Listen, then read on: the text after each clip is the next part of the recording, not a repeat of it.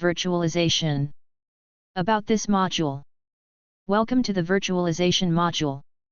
In this module, you'll learn about virtual machines, VMS, and containers, and how to troubleshoot issues with them.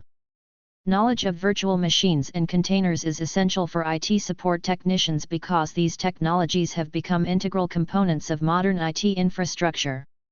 You'll learn how virtual machines improve efficiency and reduce costs by setting up multiple systems to work on a single server. You will then practice creating and configuring a virtual machine in a simulation. You'll also explore the key benefits of containers in improving scalability and cost effectiveness. And you'll set up and configure a container through a guided activity. Finally, you'll learn the various ways to troubleshoot VMS and containers. Learning objectives. After completing this module, you should be able to differentiate between the roles of virtual machines and containers in modern computing. Create and configure a virtual machine to run an operating system for troubleshooting. Choose between containers and virtual machines for a given scenario. Set up and configure a container to replicate a development environment. Select troubleshooting techniques for virtual machine issues. Select troubleshooting techniques for container issues. About this lesson, virtualization and virtual machines. Imagine you're an IT support technician in the early days of computing. Each operating system you needed to work with meant setting up a separate, bulky physical machine. If you wanted to test software without risking the main system, you needed yet another computer. With virtual machines, VMS, you can run multiple operating systems on a single physical machine. Using virtualization, you can isolate and test software without impacting your primary setup. In this lesson, you'll learn how VMS and virtualization work. You'll explore the differences between VMS and physical machines, and discover the advantages that VMS provide. You'll learn about different types of virtualization and about the software IT support technicians use to manage virtualization. You'll also discover how IT support technicians use VMS in the cloud. Finally, you'll practice creating and configuring a virtual machine. The power of virtual machines and containers. Watch the following video about virtual machines and containers. The power of virtual machines and containers. Watch the following video about virtual machines and containers. What do you think? Employability skills. Growth mindset. In what ways do you think virtual machines and containers have transformed the IT infrastructure? Evaluate your thinking. Does your answer account for the following? Virtual machines. Independence of operating systems.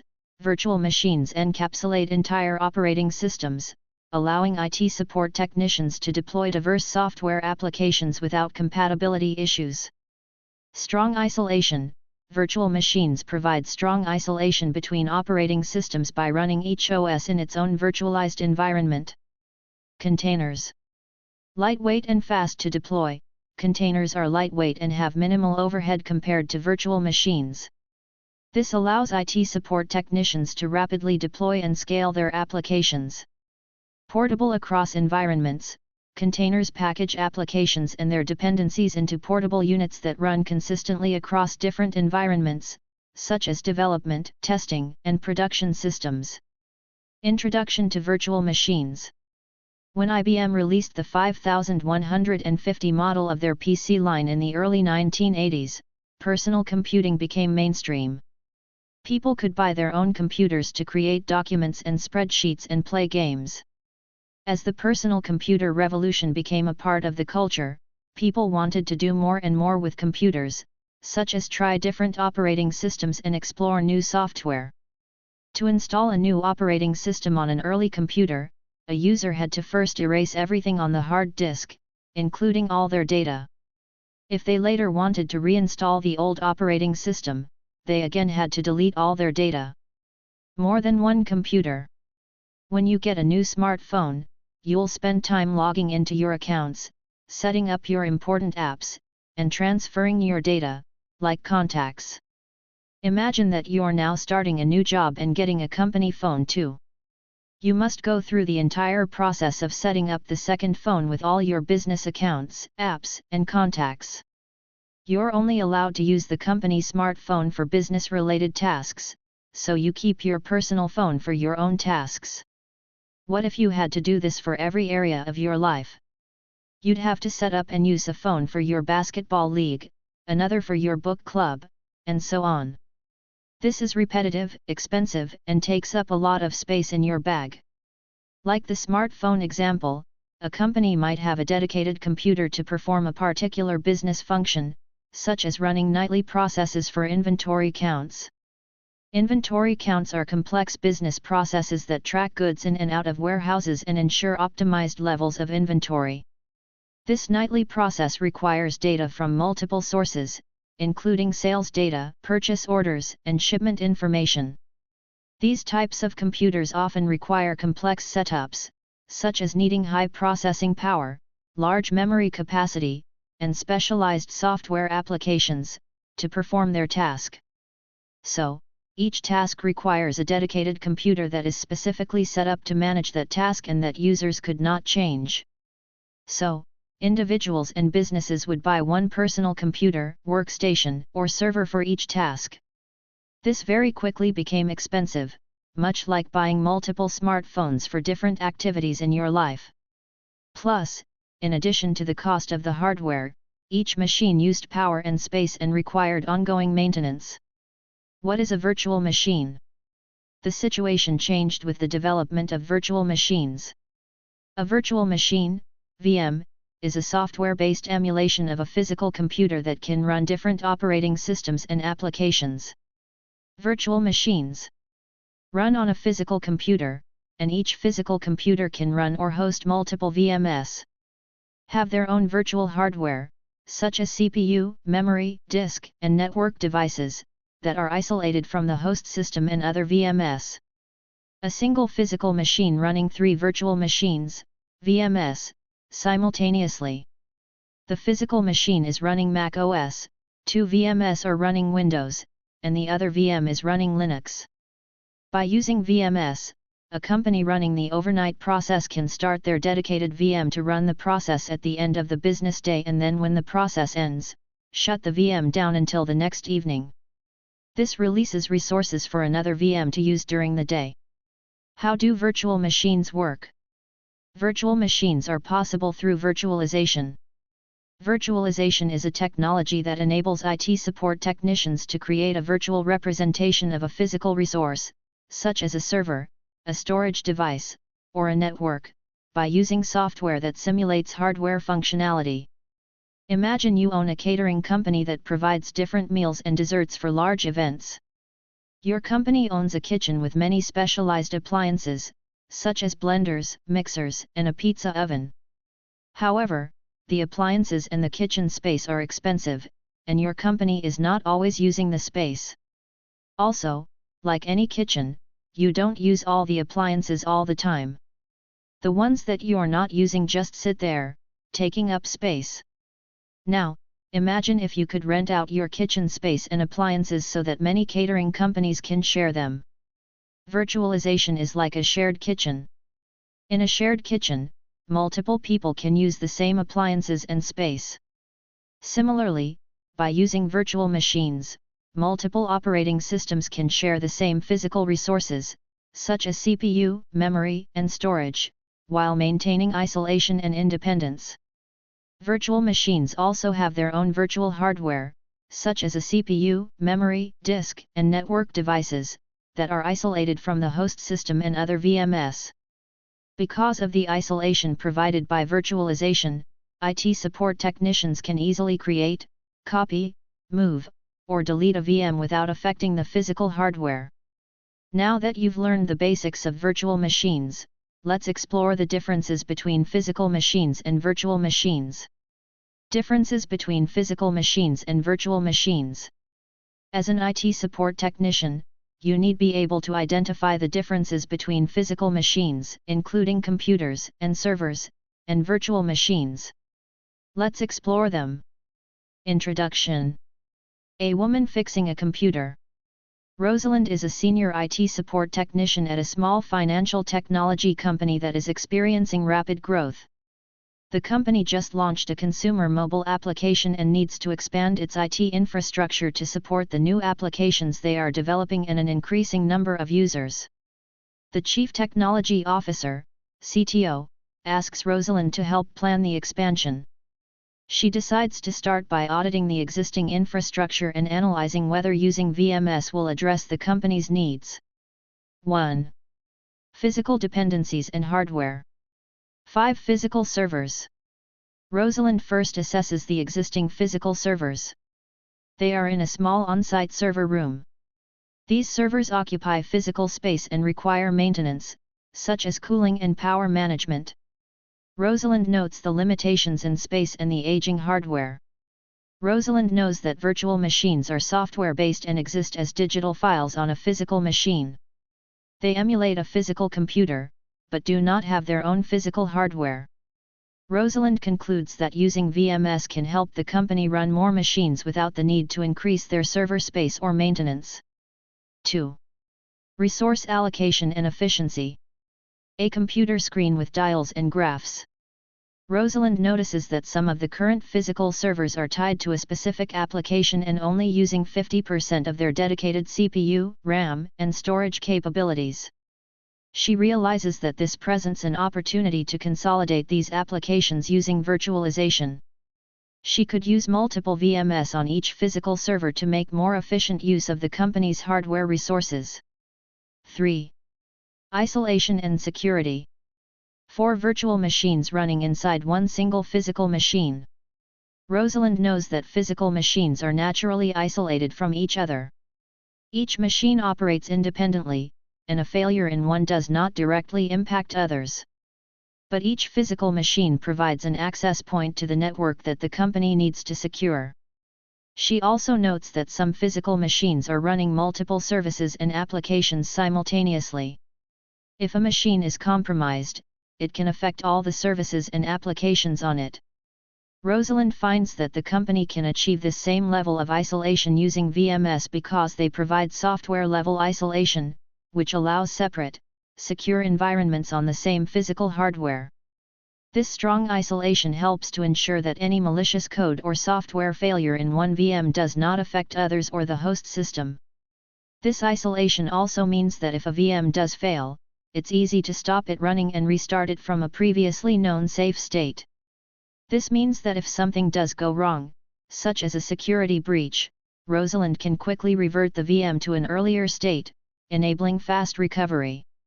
Rosalind concludes that virtual machines provide the same levels of isolation and security as physical servers and can reduce the potential downtime if breaches occur. 4. Scalability and flexibility. 8 virtual machines running inside one single physical machine. Rosalind knows that as the company grows, adding more physical servers will be costly and space-consuming. Instead, by using virtual machines, she can easily scale up the IT infrastructure. She can quickly provision new VMS, adjust resource allocations, or migrate VMS to other physical hosts with minimal physical changes. 5. Deployment and mobility. A virtual machine running on one physical machine is copied to another physical machine. Rosalind considers deployment. Setting up new physical servers is time-consuming and requires significant hardware configuration. In contrast, deploying virtual machines is a much quicker process. Rosalind can easily move, copy, and back up VMS, providing flexibility in managing the IT resources. 6. Cost and maintenance. A graph showing reducing costs. Finally, Rosalind compares costs. Physical machines usually have higher upfront costs due to the need for physical components and space. Their maintenance and running costs can also be significant. Virtual machines can be more cost-effective, particularly in environments where a few powerful hosts run many VMS. VMS also reduce the need for physical space and often have lower maintenance and energy costs. Summary. Now that Rosalind has analyzed the differences between physical and virtual machines, she notes her findings for the CTO. By running multiple virtual machines on each of its existing physical servers, the company can run more servers without increasing server space or maintenance and energy costs. They can also make more efficient use of their existing hardware. Virtual machines can provide the same level of isolation and security as the existing physical servers. If a breach does occur, the ability to revert VMS to a previous state reduces any potential downtime and associated costs. Virtual machines are quick to provision and easy to migrate between physical servers. It's also straightforward to adjust resource allocations between VMS running on the same server. Overall, Rosalind thinks that migrating to virtual machines would benefit the company.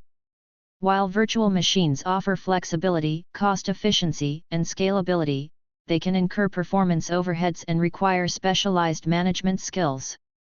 Physical machines provide direct hardware access, but lack the scalability and resource efficiency of VMS. IT support technicians might recommend using virtual machines, physical machines, or a combination of both, depending on the specific needs and capabilities of the business.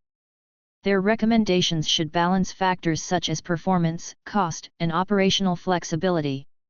Now that you've explored the differences between physical and virtual machines, let's move on to discover the types of virtualization a company might use. Types of virtualization. Using virtual machines in place of physical servers is just one implementation of virtualization. Businesses use virtualization technologies for many other tasks, including simplifying application testing, pooling storage devices, and segmenting networks. It's important for IT support technicians to know how to use these different types of virtualization and virtual machines to effectively support and manage them. The following illustration shows various types of virtualization a business might use.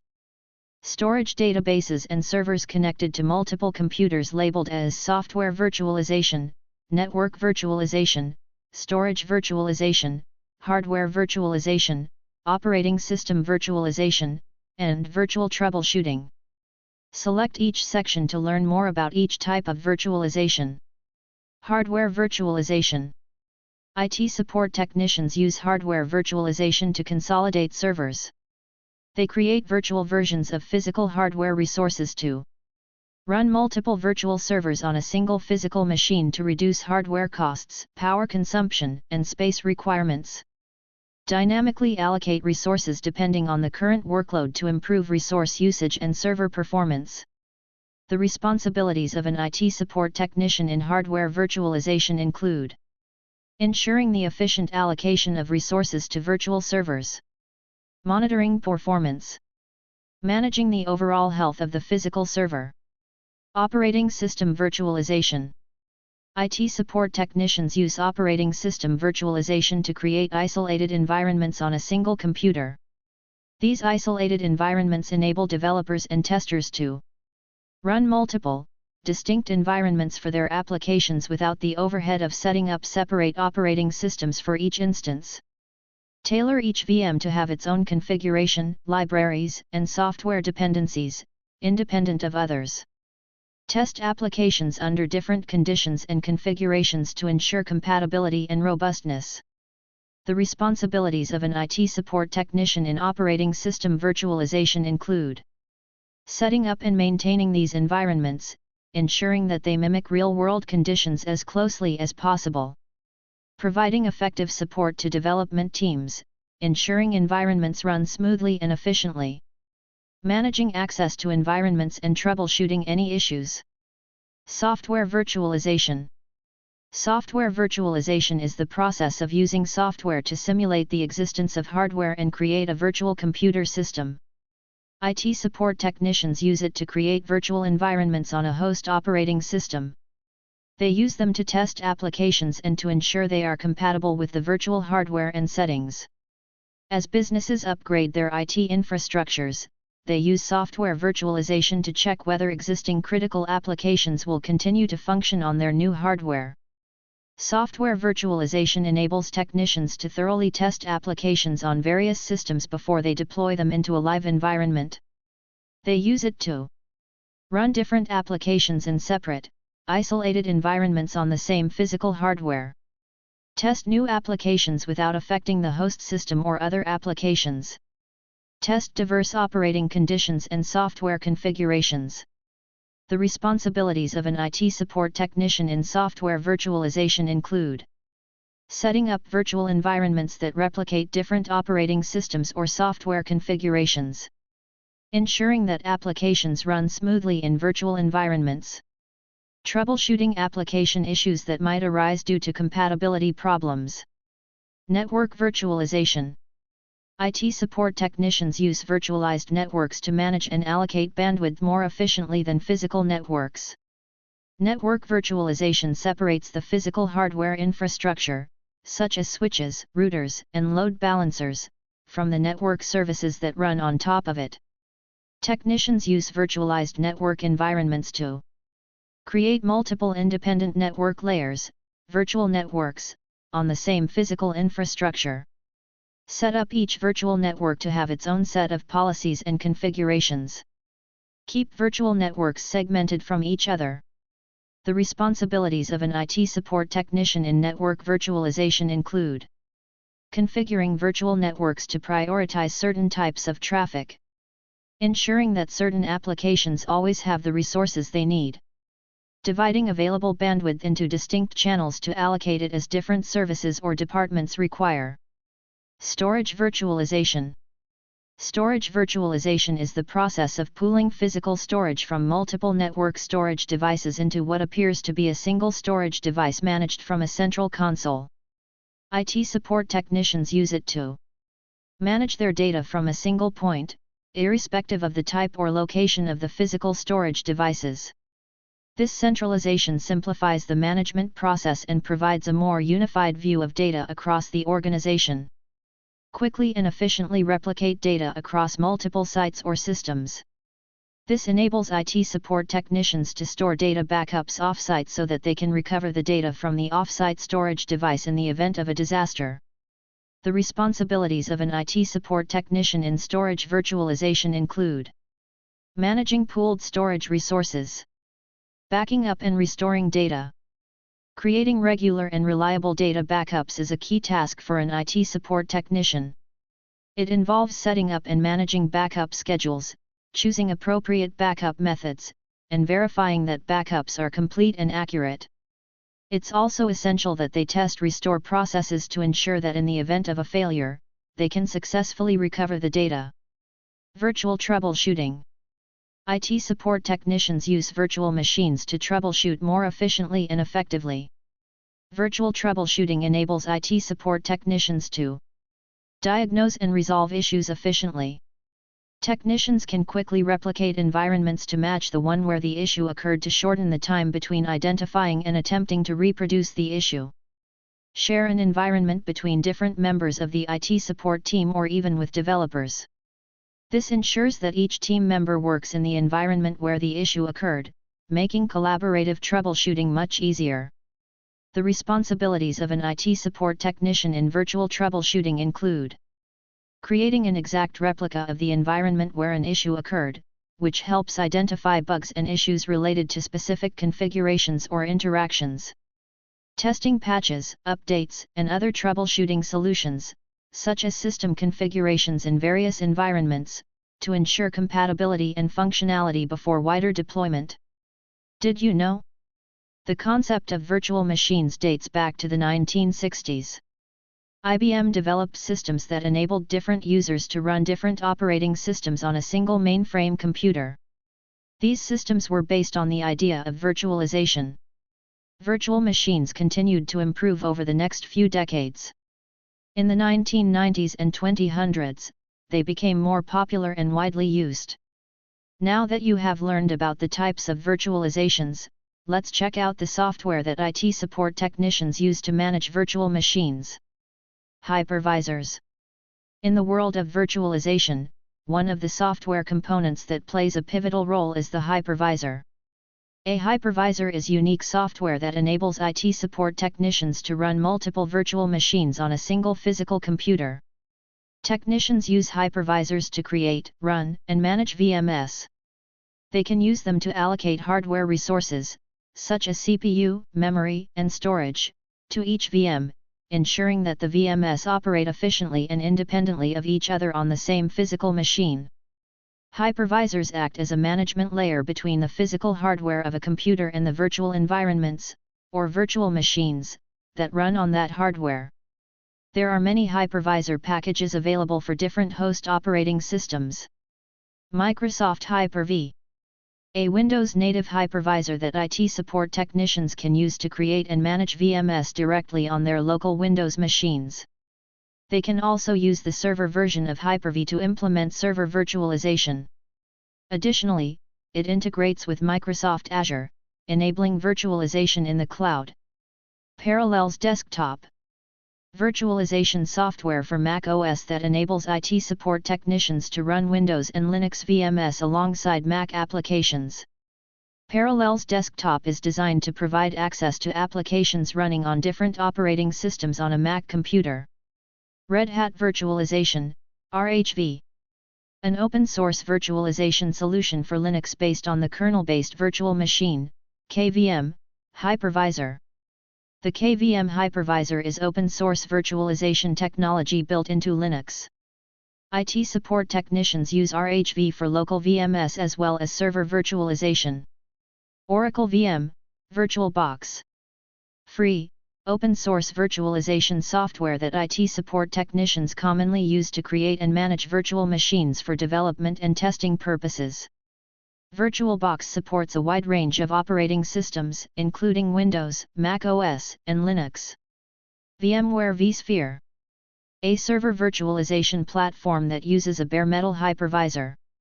IT support technicians can install a bare metal hypervisor directly onto computer without installing a host operating system. This means that all the computing resources are available to the VMS rather than some being needed to run the host OS. vSphere is often used for local server virtualization and in large-scale data center environments. Each of these virtual machine software options has its own set of features and benefits. When selecting which hypervisor to use, IT support technicians should consider the operating system on the host computer and the operating systems they need to support.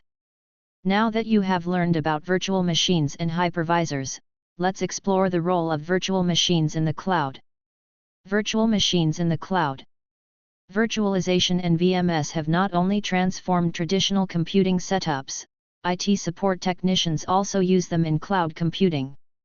Cloud computing is the delivery of computing services, such as servers, storage, databases, networking, and software, over the Internet. As well as using VMS in on-premises infrastructure, IT support technicians can use them on cloud-based infrastructure. For example, an IT support technician might use a virtual machine in the cloud to replicate a specific environment to troubleshoot a user's problem. Virtual machines connected to the cloud. Using VMS in a cloud environment provides other specific benefits, including the following. Scalability. VMS in cloud environments provide additional scalability. IT support technicians can easily increase or decrease cloud IT resources to meet changing demand without needing to provision additional physical hardware. Cost effectiveness. Because they can scale resources on demand, companies only need to pay for the resources when they are using them. In practice, many organizations use VMS to enhance their cloud capabilities. For example, a retail company can use VMS to manage its online storefront efficiently, increasing computing resources during peak shopping seasons. Similarly, a software development firm can use VMS to test applications across different environments without the need for multiple physical machines. Virtual machines offer great flexibility, scalability, and cost-effectiveness for cloud computing. By enabling businesses to dynamically adjust their computing resources to meet real-time demands, VMS have streamlined operations and paved the way for innovative computing solutions. As cloud computing continues to evolve, the role of VMS in enhancing efficiency and scalability remains more relevant than ever. Now that you have learned about the benefits of virtual machines in the cloud, let's learn how to create and configure a virtual machine. Activity: create and configure a virtual machine. Employability skills. Attention to detail, learning agility, collaboration and teaming. In this activity, you'll use VirtualBox to create and configure a Windows 10 virtual machine to replicate an environment so you're ready to troubleshoot an operating system issue. Scenario: you are working alongside Jordan, an experienced IT support technician, to resolve a help desk ticket. An employee is encountering an issue on their Windows 10 computer which is causing significant disruption to their daily work. You need to create a VM running Windows 10 to replicate the employee's environment. You're new to using virtual machines, so Jordan will walk you through how to use Oracle VM VirtualBox. Two colleagues working together in front of two computer screens. Oracle VM VirtualBox is popular open-source, cross-platform, virtualization software. It can run on Windows, Mac OS, and Linux and supports a range of OS versions on its VMS. Developers can use it to deliver code faster by running multiple operating systems on a single device. IT support teams can use it to shorten the time needed to securely deploy applications to the cloud, and work with multiple operating systems on the same system. Important note: you do not need to download or use VM VirtualBox to complete the steps in this simulation. Follow the simulation steps in this fictitious scenario. In this simulation, you will follow Jordan's directions to use VM VirtualBox to create and configure the VM in preparation for troubleshooting the issue. There are 18 steps to complete. Task 1: create a virtual machine using VirtualBox. Step 1/18.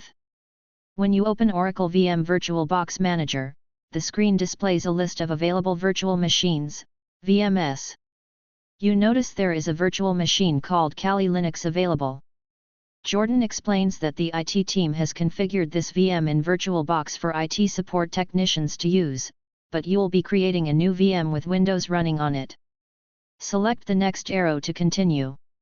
Step 2/18.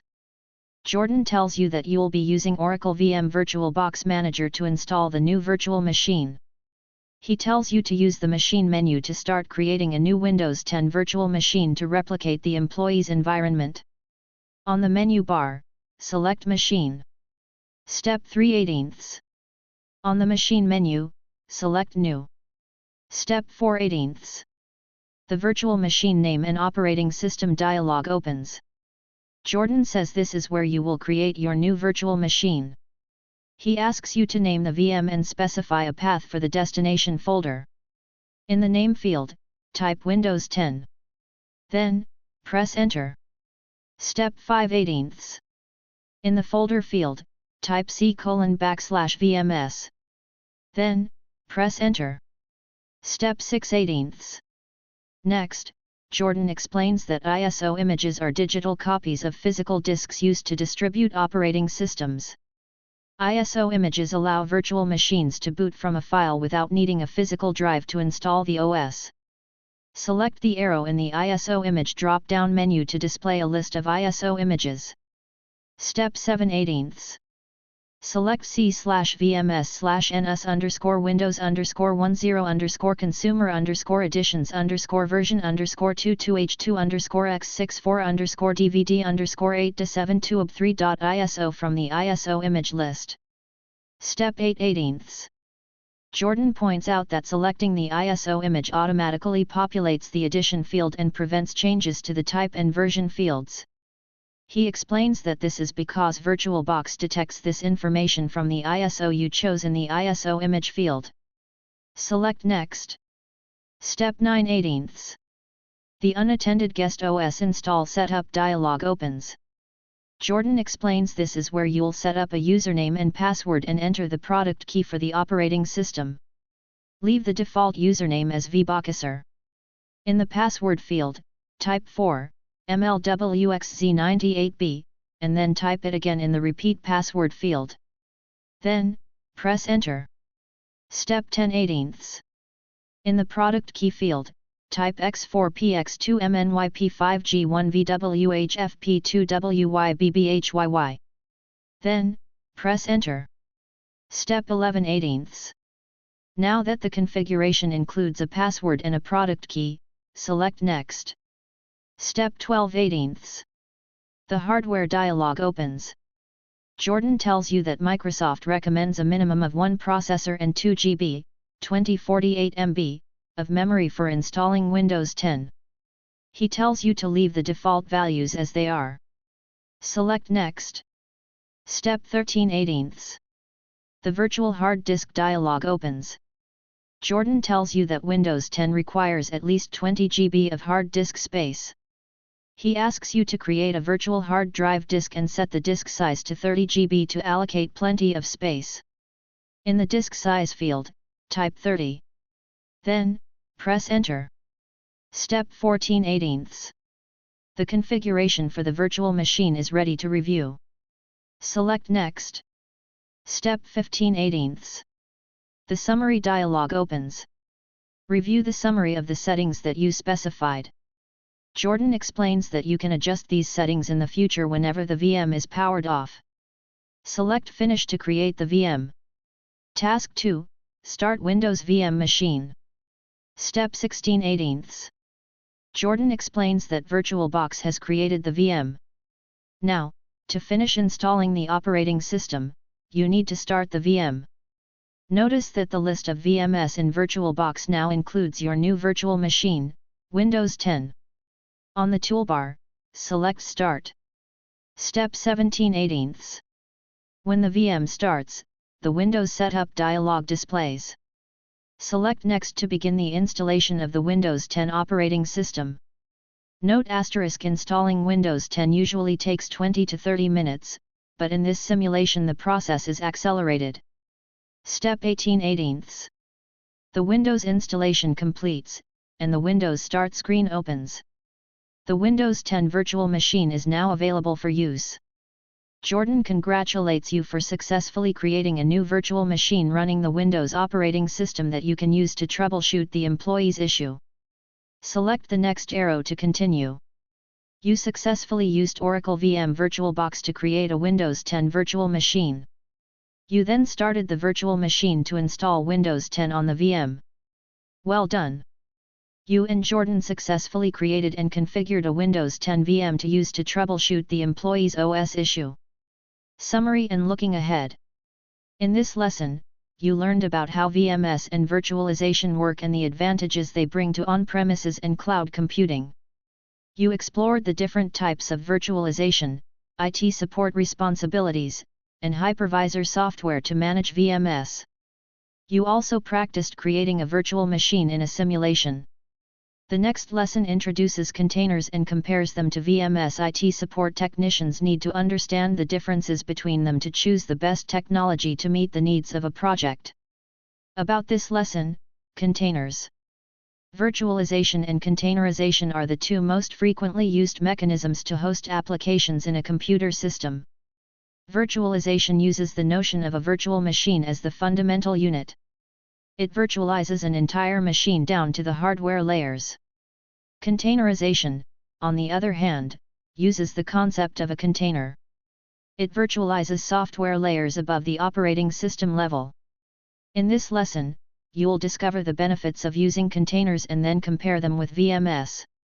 You'll follow an IT support technician to choose which technology to use for different situations. You'll also learn about using containers in cloud computing, and the tools that IT support technicians use to manage containers. Finally, you'll practice using one of those tools. Introduction to containers.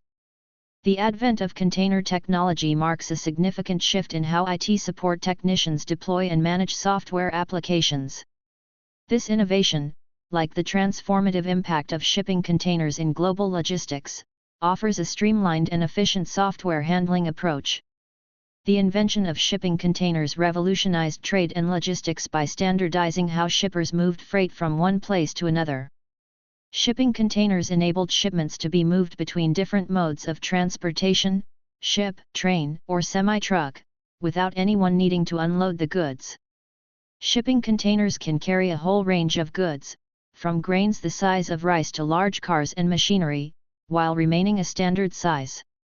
This invention significantly decreased the cost and time it takes to ship something worldwide. A ship loaded with containers. Image source, photo by Ian Taylor, opens in a new tab.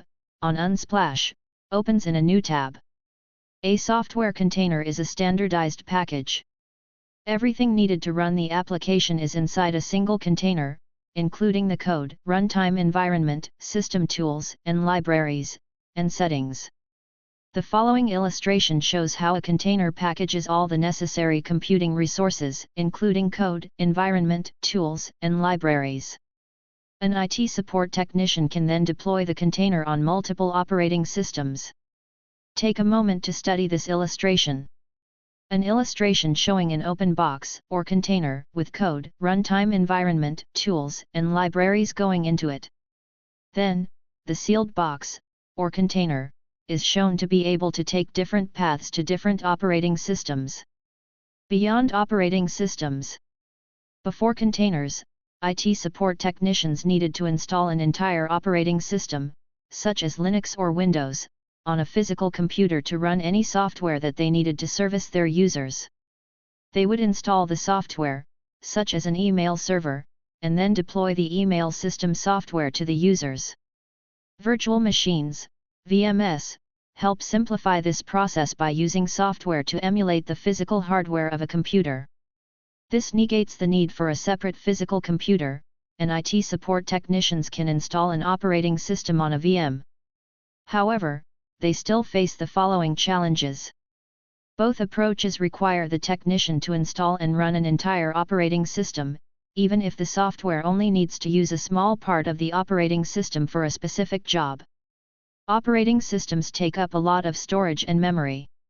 Storage and memory require disk space and electricity. What if an IT support technician can use only the parts of the operating system they need for their software? And what if they can take those parts and run them in a virtualized environment? This capability is what a container provides. The benefits of using containers. Containers provide two key benefits to web developers, IT support technicians, and organizations. 1. Code is no longer dependent on the operating system to run. Developers create standalone and portable environments by putting all the necessary parts of the software in a container. IT support technicians can then deploy the containers on different systems. 2. Developers can use a single container to run anything from a static website, a software process, or a large application. Organizations can even break down larger websites and applications into microservices that they package in containers and deploy on the cloud. The following graphic illustrates how a single container operates. A large box labeled single container that has 5 arrows from the container to 5 folders. The folders are labeled as multiple systems, static website, software process, large applications, and microservices. Let's examine a couple of examples to help you understand containers and microservices. Consider Netflix, the popular subscription-based video on-demand and streaming platform. Using containers, Netflix can break each specialized function into a smaller, more manageable service. For example, video selection is a microservice inside a container that provides your computer, tablet, phone, or TV with the video file to play. Now, consider a gaming platform. Gaming platforms pair players based on skills and preferences. When players log in, the platform verifies their credentials to provide gaming history and status. These activities, crucial to the gaming experience, are powered by microservices. Containers might include microservices for player matchmaking, authentication, and even in-game purchases. They operate independently, scale dynamically to handle varying loads during peak times, and contribute to the overall consistency and security of the gaming journey. IT support technicians can use container technology for nearly every type of service, from email to data storage. Some services are more conducive to containerization, though, particularly those with discrete functions that can be divided into components to run independently. Just as shipping containers revolutionized trade, containerization and microservices have revolutionized how organizations deploy and run programs. Loading an entire shipping container with rice would make it difficult to load and unload, so the goods inside shipping containers are often packed inside boxes appropriate to their contents. The benefits that boxes provide for shipping and to the packing workers on a factory production line align with the benefits that containers provide to IT support technicians. providing small, manageable pieces. Just like using manageable-sized boxes to load onto a larger pallet, containers enable IT support technicians to create services in small, manageable pieces. This is particularly useful in microservices architecture, where each part of a service operates independently yet cohesively, such as payment processing or user authentication in an e-commerce site. Streamlining work processes. In a production line, each step is perfectly aligned with the next.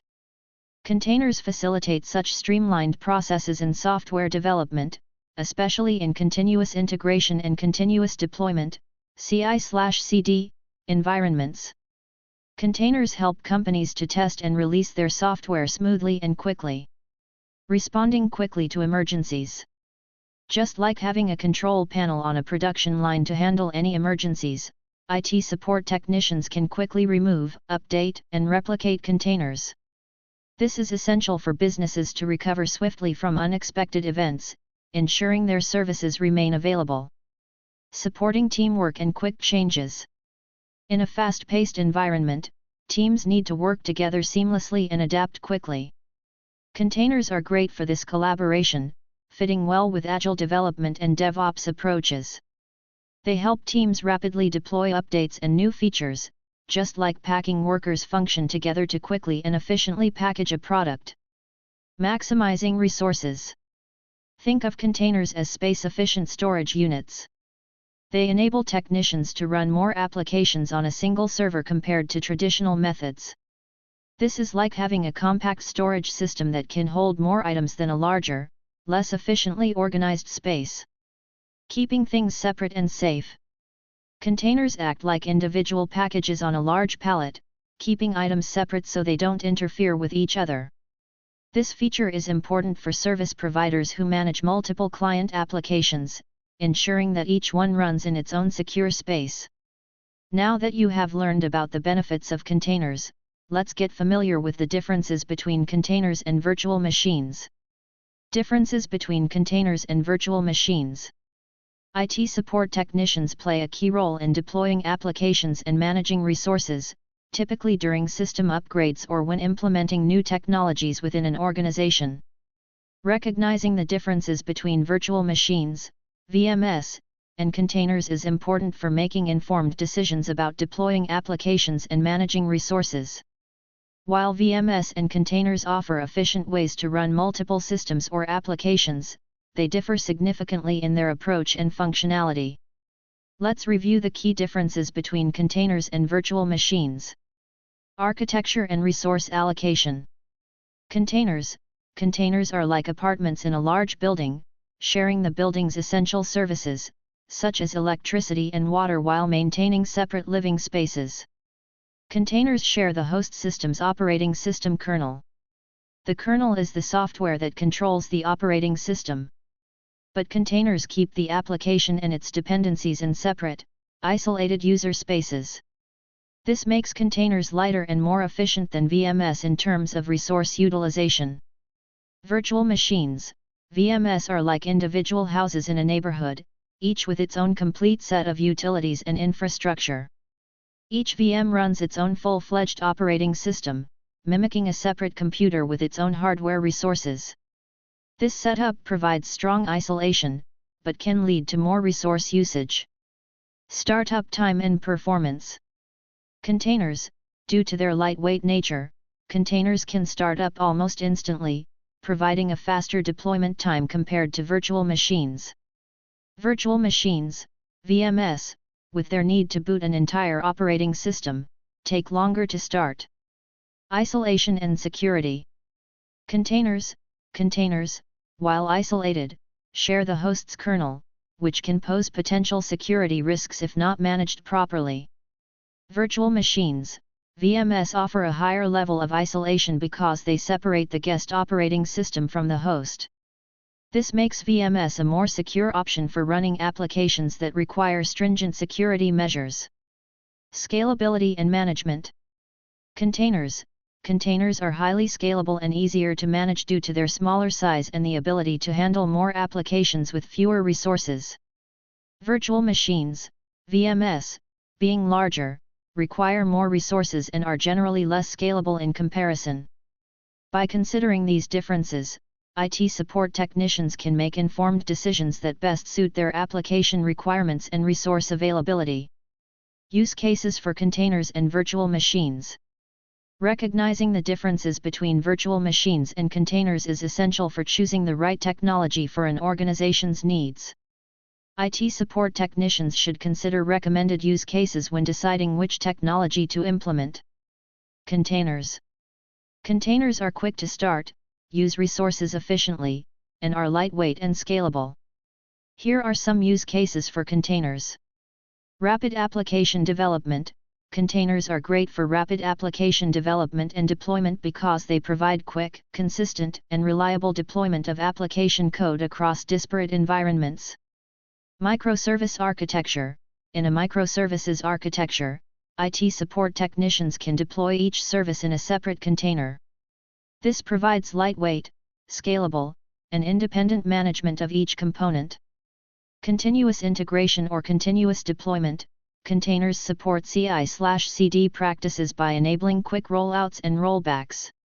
They are ideal for applications where frequent updates are necessary. Cloud applications. Containers offer a portable, scalable, and efficient solution for cloud applications. They can take advantage of many of the benefits that cloud computing provides. Optimization of resources. When running multiple instances of the same application, containers share the host OS kernel. This makes them more resource efficient than VMS. Virtual machines. VMS provide a high level of isolation, resulting in a more secure environment. However, they require more resources than containers, are slower to start, and are less scalable. Here are some use cases for VMS. Legacy application support. Virtual machines are great for running legacy applications that require a specific, perhaps outdated, operating system or a unique set of hardware specifications. Full software testing. Because VMS can replicate diverse environments, they are useful for testing software across different operating systems and hardware configurations. High security applications. Applications that demand high levels of security, such as financial systems or sensitive data processing, benefit from the isolation VMS provide. This isolation makes VMS less vulnerable to host system breaches. Desktop virtualization. IT support technicians use VMS to create virtual desktops. They can manage and deploy these from a central location, providing users with access to a consistent and controlled work environment regardless of their physical location. Software-defined networks. Because VMS can emulate complex network configurations and hardware, technicians often use them to set up and test software-defined networks. Overall, VMS offer more isolation and are suitable for resource-rich environments, while containers provide efficiency and are ideal for scalable, distributed applications. Choosing between containers and virtual machines. You've learned about the differences between virtual machines and containers and considered their uses. Now let's follow an IT support technician in choosing which technology to use for different services in an organization. Maxim, an experienced IT support technician, has a new assignment is to deploy a set of support services for a large organization. This is a challenging task that requires both strategic thinking and technical expertise. The organization's diverse needs mean that Maxim needs to carefully choose between virtual machines, VMS, and containers for each service. Maxim starts by listing the services he needs to deploy. A man using a laptop in a server room. A customer relationship management, CRM, system. An email server. A file storage service. A set of microservices for a new application. Now, he can consider which technology is best suited to each service. Let's follow his thinking and decisions. CRM system. Maxim knows that a CRM system needs high security and isolation because it contains customer data. He also discovers that the CRM software that the organization uses requires a different operating system than what the organization uses for its server and desktop computers. Maxim decides to use a virtual machine for the CRM system to ensure the security of the data and enable him to install it on the correct OS.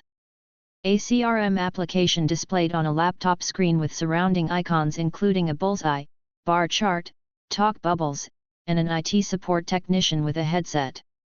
Email server. Maxim knows that the email server also requires robust security measures due to the sensitive nature of email communications. So, he chooses to use a virtual machine for the email server as well. An email server connected to a computer and a phone. File storage service. Maxim knows that storage needs within the organization are likely to fluctuate, so he wants a solution that he can quickly scale up or down. He also needs the solution to be resource efficient, so he chooses to implement a container-based approach for the file storage service. People accessing different types of files in their file storage system. Microservices for a custom application. Maxim knows that in a microservices architecture he can deploy each service in a separate container, ensuring lightweight, scalable, and independent management of each service component. 8 cubes surrounding and connected to a gear in the center. Conclusion. Throughout the decision-making process, Maxim carefully considers the specific needs of each service. He evaluates various factors, such as security, scalability, resource efficiency, and the underlying technology requirements. His choices reflect a balance between the robust isolation and security of VMS and the agility and resource efficiency of containers. In the end, Maxim's strategic deployment is a success. The CRM and email services run smoothly on their dedicated virtual machines, providing the necessary security and functionality. Meanwhile, the file storage service and microservices thrive in their containerized environments, offering flexibility and efficient resource usage.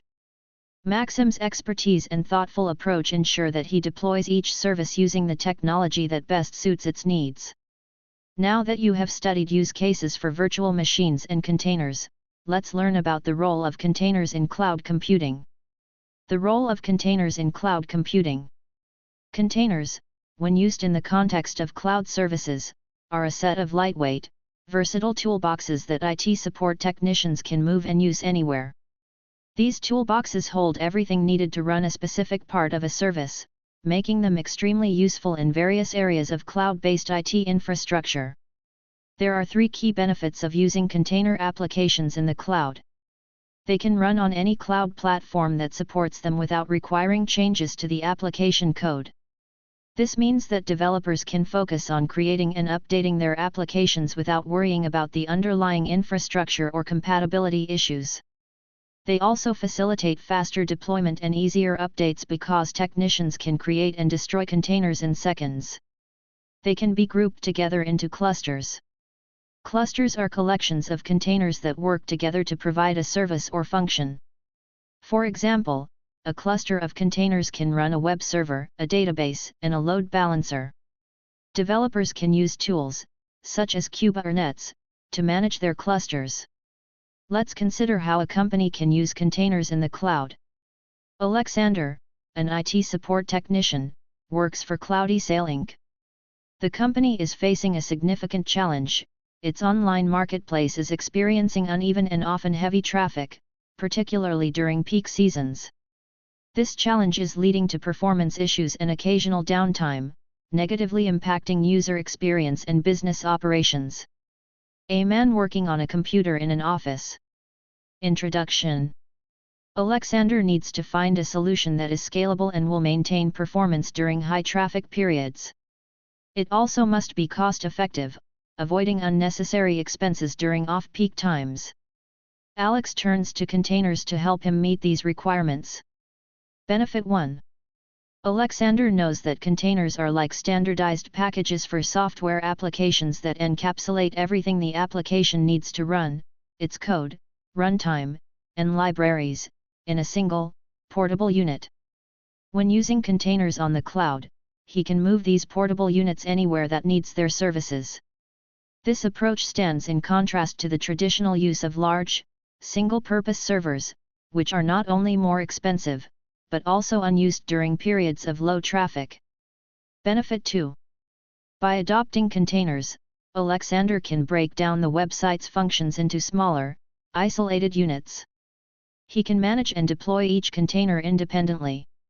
This modular approach provides him with flexibility and easy scaling of resources. During times of high traffic, Alexander can swiftly increase the number of containers to handle the additional load, ensuring the website remains responsive and efficient. Conversely, in quieter periods, he can reduce the number of containers, lowering operational costs. This scalability is a key advantage because it supports Cloudysale Incorporated in adapting quickly to changing demands without overcommitting resources. Benefit 3. Containers also give Cloudysale Incorporated consistency and efficiency. Because each container is a self-contained environment, the application runs uniformly, irrespective of where Alex deploys it. This ensures reliability and simplifies the process of managing the application across different environments. Benefit 4. The Cloudysale Incorporated online marketplace manages the fluctuating traffic smoothly, maintaining a high level of user satisfaction. Additionally, the company observes a reduction in operational costs because resources are now being optimized based on actual demand. Implementing containers proves to be a successful strategy. Conclusion. Through the strategic use of containers in the cloud, Alexander addresses the immediate challenges and positions Cloudysale Incorporated for more agile and cost-effective operations in the digital landscape. Now that you have learned about the role of cloud in containerization, let's investigate some tools that IT support technicians use to create and configure containers. Container tools. There are many container applications in use today. Some are proprietary, and others are open source. IT support technicians use some to create and run containers and others to manage them. 3 widely used container applications that IT support technicians should be aware of are: Docker, opens in a new tab, is the most popular tool for creating and running containers. Kubernetes, opens in a new tab, is a system for orchestrating multiple containers across different machines or clouds. Orchestration is a way to manage and automate tasks and resources across multiple cloud platforms. Podman, opens in a new tab, is a newer alternative to Docker for creating and running containers and offers some advantages in security and simplicity. Docker. Docker is a tool for creating and managing containers using a client-server architecture. It bundles all its container features into a single tool. It includes the Docker daemon that handles container operations and exposes an API for communication with other tools and services. A daemon is a background process that works without requiring any user interaction. It provides the Docker command line interface and graphical user interface tools for interacting with the daemon. It also supports Docker Swarm, a native orchestration tool for managing multiple Docker hosts and containers. Because Docker needs access to the core of the host operating system or root privileges to run its background process, it can pose a security risk. Kubernetes. Kubernetes is a tool that IT support technicians can use to manage groups of servers and containers. IT support technicians mainly use it for orchestrating containers. It automates tasks, such as deploying and scaling containers, and ensures they are balanced and healthy. It uses pods, which are groups of containers that share resources. It provides command line and graphical management tools, including the kubectl command line tool for basic container management. Kubernetes uses role-based access control to enforce security policies. It runs as a non-privileged user by default and doesn't need a background process, which makes it more secure and less vulnerable to attacks than Docker. Podman. Podman is a tool that IT support technicians use to manage and run containers without needing an additional program to do so. It also supports basic pod management from the command line. It is based on a model used by Kubernetes, which enables it to run multiple containers together. It provides a command line tool and graphical management tools. Like Kubernetes, Podman can run as a non-privileged user by default. It also uses existing Linux features to run containers without needing a background process. These features make Podman more secure and less vulnerable to attacks than Docker and more lightweight than both Docker and Kubernetes. Docker, Kubernetes, and Podman are different tools for different purposes. Here is a quick recap. Docker is suitable for technicians who need a simple and comprehensive tool to create and run containers locally or on a single host. Kubernetes is suitable for technicians who need a powerful and scalable tool to manage clusters of servers and containers across different environments. Podman is suitable for anyone who needs a secure and lightweight tool to run containers individually or in pods without a daemon. Now that you have learned about various container tools, let's practice using one of them. Activity: set up and configure a container. Employability skills: attention to detail, learning agility, collaboration and teaming. In this activity, you'll use Docker to set up and configure a container to replicate a development environment. Scenario: you're teamed up with Jonas, a skilled IT support technician, to resolve an issue that developers are reporting when working on a new application. The developers are all working on different systems with different configurations, and this is causing inconsistencies and inefficiencies in development environments. To address the issue, you will work with Jonas to use Docker and Visual Studio Code, VS Code, to build a container that replicates the precise development setup needed. This approach ensures that all developers working on the project have a consistent development environment, regardless of the operating system or configurations of their local machines. Two colleagues looking at a dual monitor setup in an office environment. Visual Studio Code, or VS Code, is a free open-source coding editor developed by Microsoft. It helps developers write code, debug issues, run tasks, and deploy applications. Developers can use it with a variety of programming languages, and it is available for Windows, Mac OS, and Linux. Important note: you do not need to download or use Docker or VS Code to complete the steps in this simulation. Follow the simulation steps in this fictitious scenario. In this simulation, Jonas will guide you through setting up a Docker container with Node.js and testing the container. There are 26 steps to complete. Task 1: create and configure a Docker file. Step 126. Jonas welcomes you to the project. You have VS Code open, and you're ready to start. Jonas points out the areas you'll be using: the Explorer pane, the Code Editing pane, and the Terminal pane. Notice the three sections and hover over each of the icons to learn about them. Then, select the next arrow to continue. Step 226. Jonas tells you that an integral part of the development environment is Node.js. Node.js is a tool that enables you to run JavaScript code outside of a web browser. Jonas explains that you need to pull, or download, an image of Node.js to create the Docker container. In the Terminal pane, place your cursor at the end of the prompt that reads psc:/users/user/1/desktop/docker project.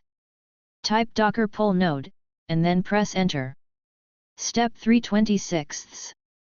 Notice in the terminal pane the latest Node.js image from the library or node repository has been successfully downloaded, with lines 310 showing that each image layer has been successfully pulled. The status line indicates that the newer image has been successfully downloaded. Select the next arrow to continue.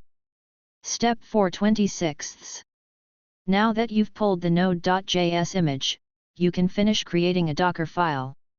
Jonas explains that the Docker file will instruct Docker on building the container image.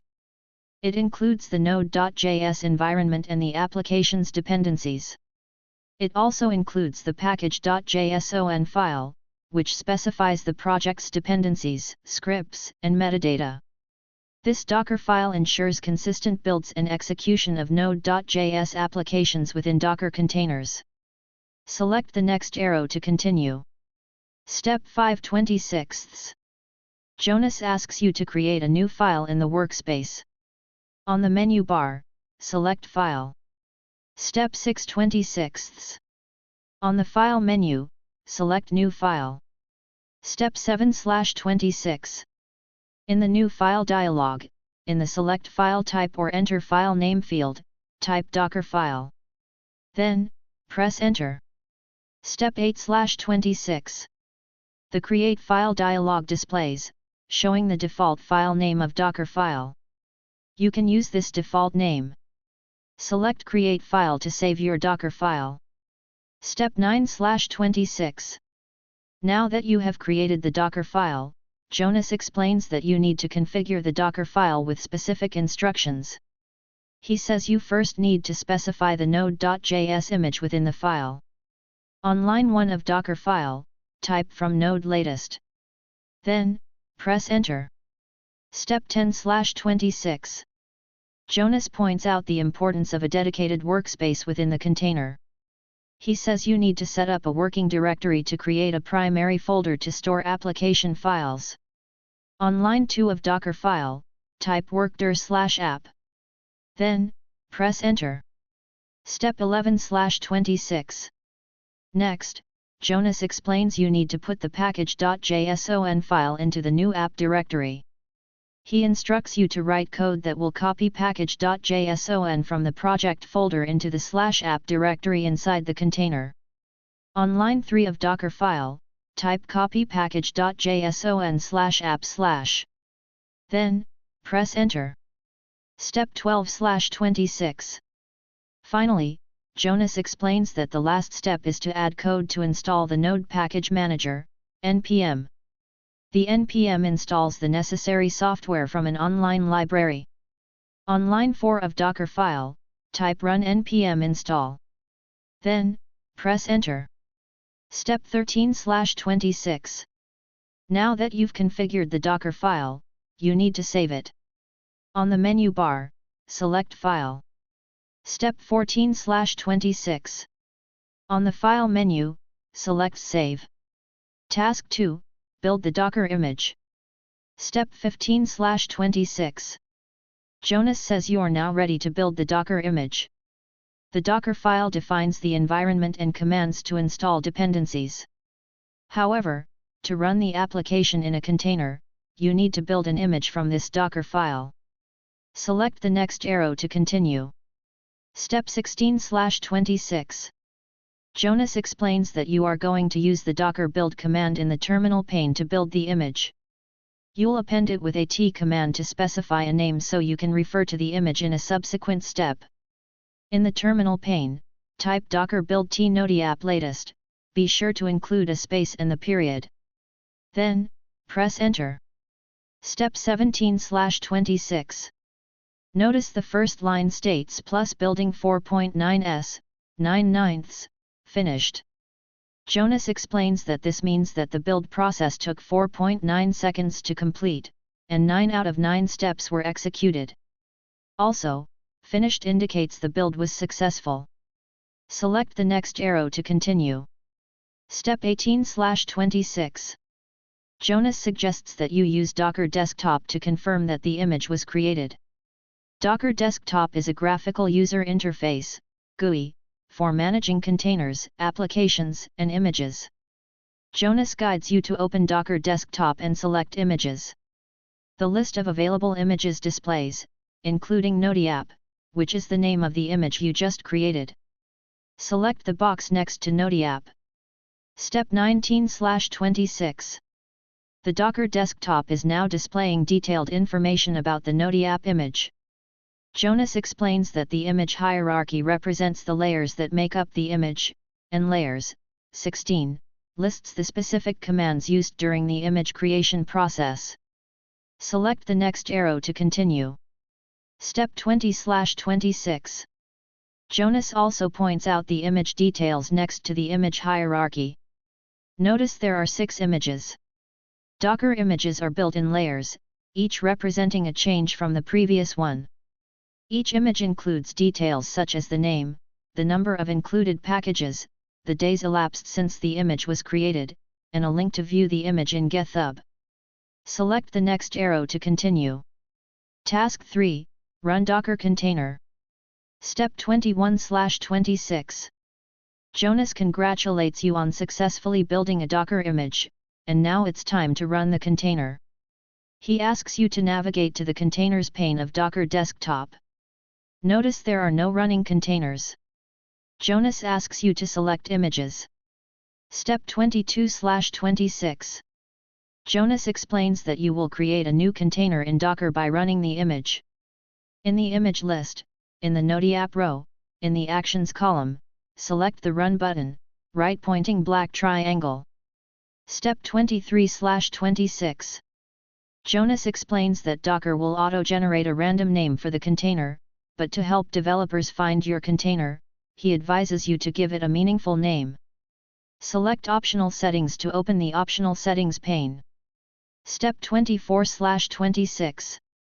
In the container name field, type development_environment_1 to name the container.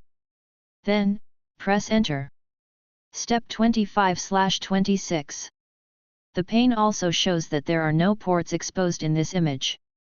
There are also options to configure volumes and environment variables. Jonas explains volumes are storage areas to keep data persistent, and environment variables are key value pairs that configure behavior inside a container. Jonas explains that you do not need to change any of this information. You can select Run to run the new container. Step 26/26. You created a new container. Notice the status of the container is running, and there are options to stop, refresh, or delete the container. Select the next arrow to continue. You and Jonas have successfully created and configured a container using VS Code and Docker. You created a Docker file and then built a Docker image that contained all the essential tools and dependencies that the development team requires. You then used this image to create and run a Docker container, ensuring an identical development setup across the board. Well done! You and Jonas successfully set up and configured a Docker container to create a development setup for the team. Summary and looking ahead. In this lesson, you learned about containers and their benefits. You explored the key differences and use cases of containers and virtual machines. You then discovered the benefits of using containers in the cloud. You learned about 3 widely used container management tools and then practiced using one of them in a simulation. The next lesson helps you discover the methods for troubleshooting virtual machines and containers, which are essential skills for IT support technicians to resolve issues they might encounter. About this lesson, troubleshooting virtual machines and containers. Virtual machines, VMS, and containers are increasingly prevalent in modern IT environments, so IT support technicians need to be able to quickly diagnose and resolve any issues that arise in them. In this lesson, you'll learn techniques for interpreting logs and error messages, which are key to resolving issues in these complex systems. You'll also explore how to troubleshoot issues with VMS and containers and gain insight into how to test changes safely. You'll gain skills essential for maintaining the reliability and security of virtual environments. Logs and error messages. When deploying virtual machines, VMS, and containers, efficient troubleshooting is crucial for maintaining a smooth and functional digital environment. Key skills for IT support technicians to effectively troubleshoot VMS and containers are identifying and interpreting common logs and error messages. These logs and error messages serve as diagnostic tools, offering insights into the health and performance of VMS and containers. Logs are records of events that occur within a system. Error messages are specific alerts that a VM, container, or the software running in them generates when they encounter a problem. In both VMS and containers, logs provide detailed information about the operations and activities of the software running on the VM or in the container. They can include data about system events, user actions, and system errors. Error messages can range from simple notifications about minor issues to critical alerts about system failures. Logs and error messages are invaluable for troubleshooting, and they help IT support technicians with the following tasks. Identifying issues. By reviewing logs, technicians can pinpoint when and where a problem occurred. This helps them diagnose issues that might not be immediately apparent. Understanding system behavior. Logs provide a historical record of the system's operations, which is essential for understanding how a problem has developed over time. Analyzing errors. Error messages often contain codes or descriptions that a technician can use to identify specific problems and guide troubleshooting. Scenario: troubleshooting a container issue. Let's follow a scenario to learn more about how an IT support technician can use logs and error messages to troubleshoot an issue in a container. Introduction. Woman using laptop while sitting at desk in office. Meet Priya, an IT support technician at We Make Web Apps, who receives a report that the company's latest web application is intermittently failing to load for users. Engineers deployed the web application using containers for better scalability and isolation. Priya's task is to diagnose and resolve the issue. Step 1. Identify the problem container. Priya starts by checking a dashboard view of all running containers. From here, she can identify the specific container running the problematic instance of the web application. Step 2. Access the container logs. Next, she accesses the logs for the identified container. In this case, she uses a command docker logs container_id to retrieve the log entries. Step 3. Analyze the logs. While examining the logs, Priya notices several entries for database connection errors at the same timestamps when the application failures were reported. The error messages indicate a connection timeout issue. Step 4. Form a hypothesis. Based on the log information, Priya hypothesizes that the issue might be with the database server or the network connectivity between the container and the database. To test her hypothesis, she checks the health of the database server itself, the network configuration in the container orchestration platform to ensure the network paths are correctly set up. Step 5. Determine the root cause. It turns out that the database server is intermittently becoming overloaded, leading to rejected connection requests from the web application container. Priya reviews the database server logs, which confirm this by showing high CPU and memory usage peaks. Step 6. Resolve the issue.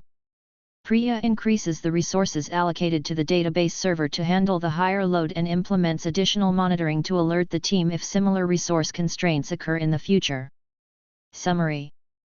By using the logs from the container, Priya successfully identifies and resolves the underlying issue with the web application. Logs and the error messages provided Priya with the necessary clues to identify the nature of the problem and guided her through the process of investigating and solving the root issue. This scenario highlights the importance of using logs to help diagnose and troubleshoot problems in containerized environments. Using logs for troubleshooting. IT support technicians use logs to gain insights into system behaviors so they can identify potential issues and proactively address them before they escalate. Analyzing logs enables them to fine-tune configurations to enhance overall system performance and reliability. Locating logs. Because VMS contain the entire operating system, IT support technicians can access the logs on the OS.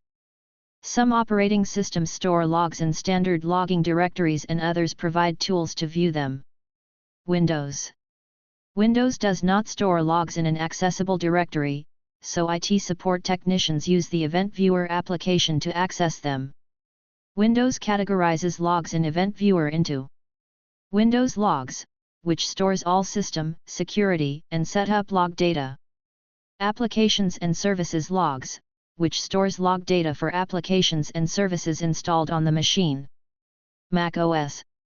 Mac OS stores logs in the /var/log directory. The main log file, Apple System Log, contains system-wide activity log data. Recent versions of Mac OS also include a unified logging system that stores more log data in a proprietary format. IT support technicians can access it using the log command in the terminal. The console app in Mac OS. Note that the log command provides more functionality than the app. Linux. Like Mac OS, the standard logging directory in most Linux distributions is /var/log. This directory contains a variety of log files. System logs, syslog, that store system-wide activity log data. Authentication logs, auth.log, that contain security log data. Kernel logs, kern.log, that contain kernel log data. Logs for other services and applications. Some recent Linux distributions, such as newer versions of Ubuntu, Fedora, and CentOS, use journaled. This is a system service that creates structured logs. IT support technicians can access these logs using the journal_tl command. Because containers share the host's operating system, technicians need an alternative method to access container log data. They can use container management tools for this purpose. For example, Docker provides the docker logs command for a single container and Docker service logs for log data from all containers within a service. Analyzing logs. After locating a log, an IT support technician needs to carefully review the data in it. They should check for the following: unusual patterns, error codes, messages that coincide with the time the issue was reported. It's important that they consider the context of the log entries, though, because some that appear problematic might be normal for certain operations. Becoming familiar with the patterns in logs on healthy systems can help technicians more easily spot when a problem occurs. The following image shows an example of a Docker error log. Notice how the log contains specific patterns, codes, and messages that might indicate a problem in a container that a technician should investigate. Select each marker, plus, to learn about the key components of this log. Pattern. The log shows repeated instances of the same error message.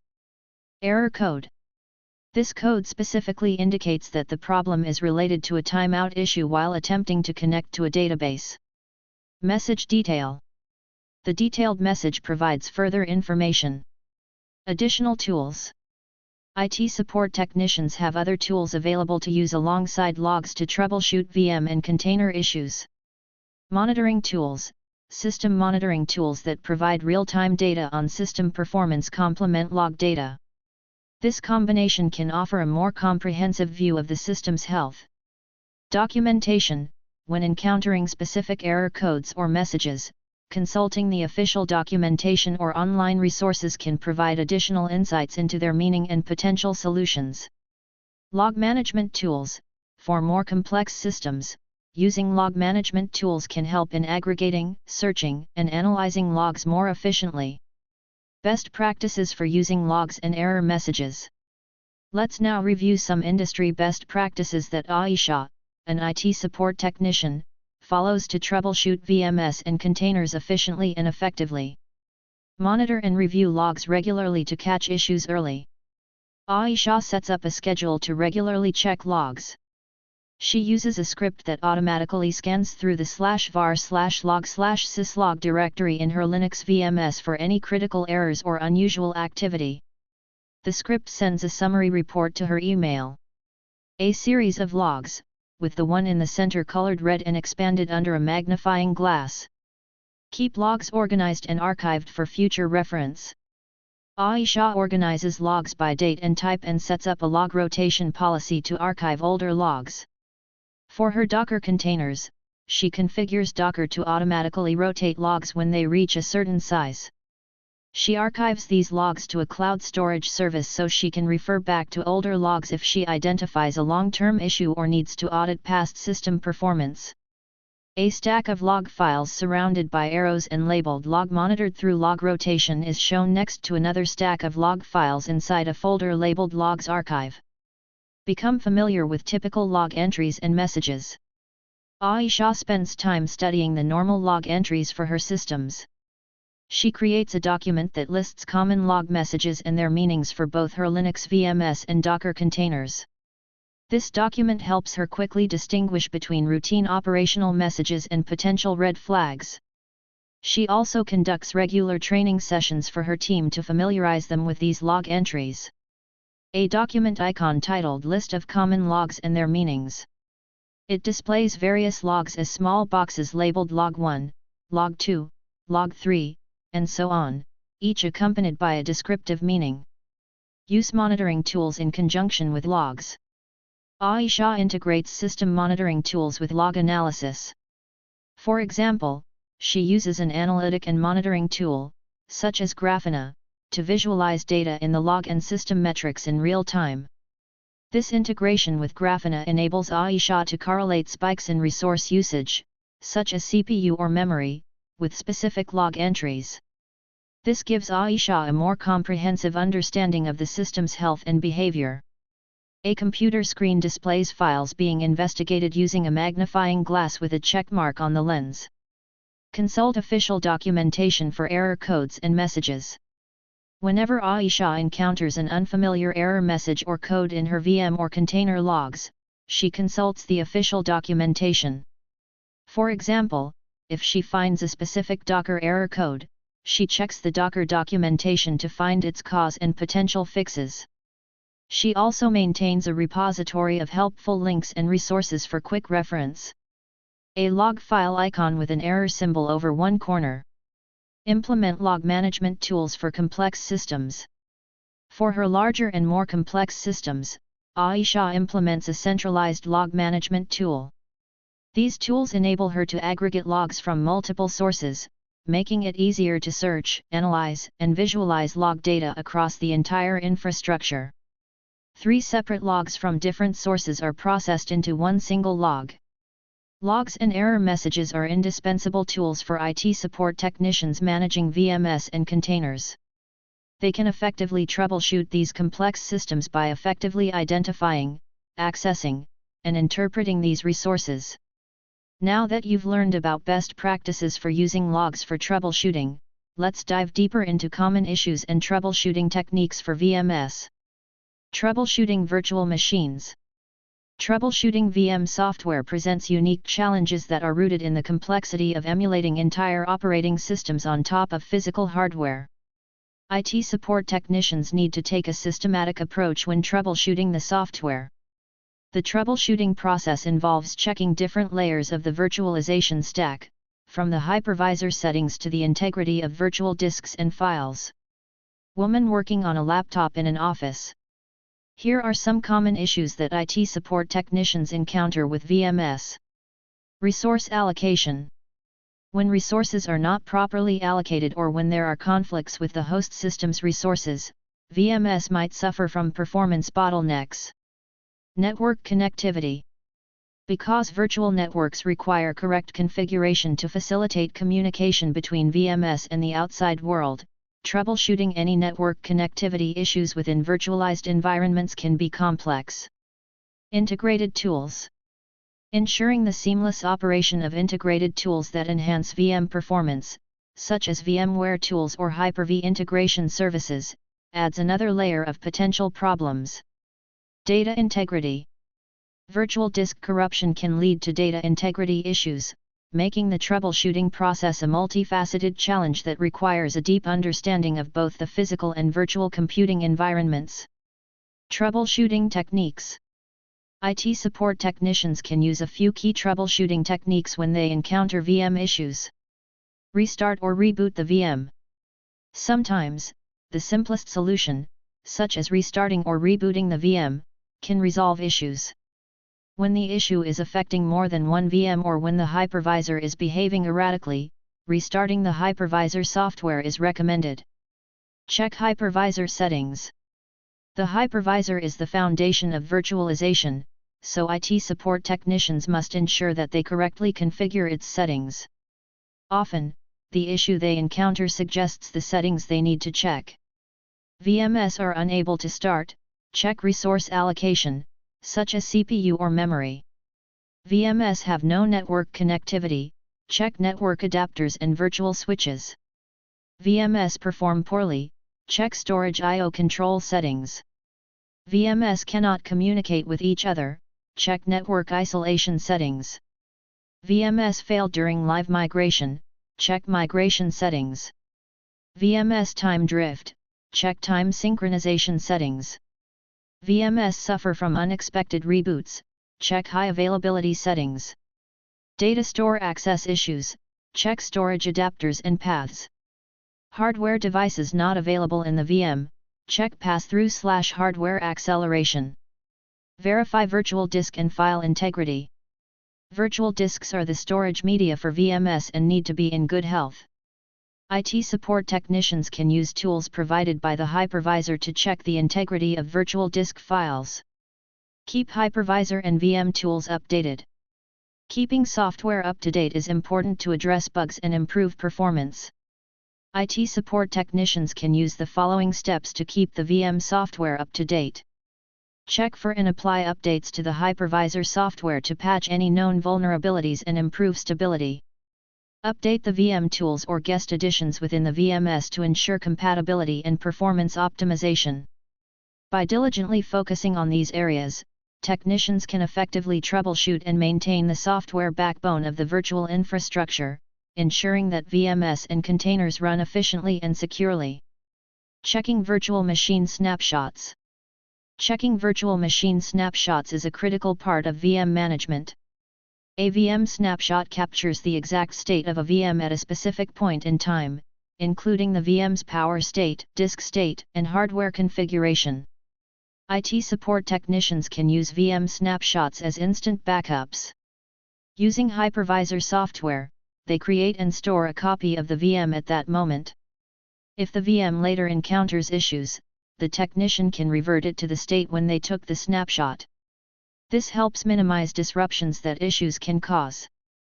Some common hypervisor software that a technician might use to capture snapshots include VMware vSphere, Microsoft Hyper-V, Oracle VM VirtualBox, Linux KVM. Different hypervisor software products might use different terminology for snapshots. For example, Hyper-V Manager calls them checkpoints.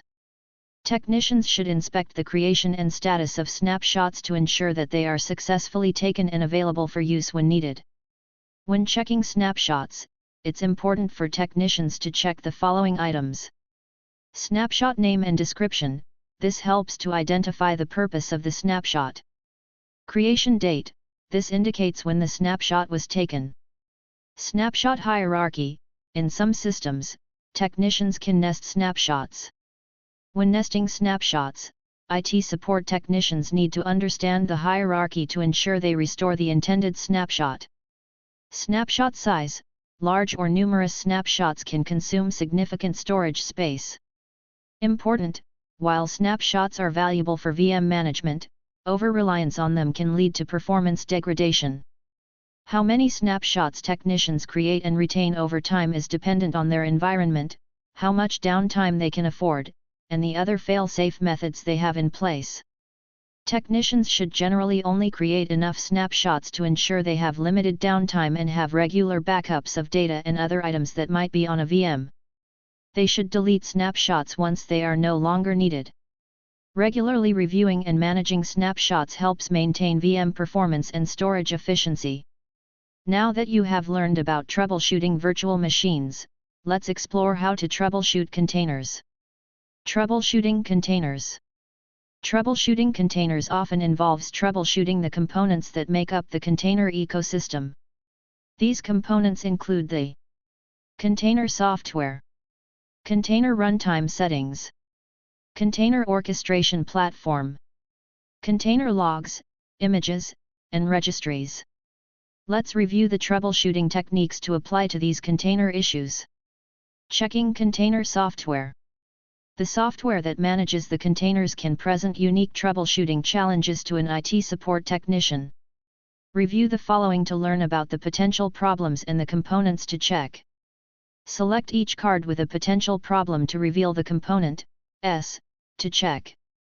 Container fails to start. Check the container configuration files for misconfigured environment variables, entry point scripts, or volume mounts. Containers cannot communicate. Check the network configuration for misconfigured network settings, network driver issues, or misconfigured firewall rules. Poor container performance. Check the resource limits for inadequate CPU or memory allocation or incorrect quotas. Containers are not persistent.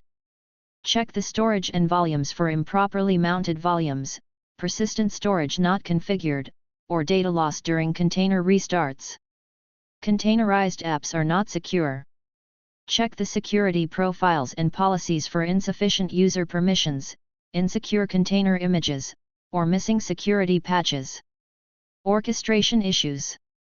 Check the orchestration tool settings for misconfigured deployment files, service discovery issues, or scheduling conflicts. Containers keep restarting.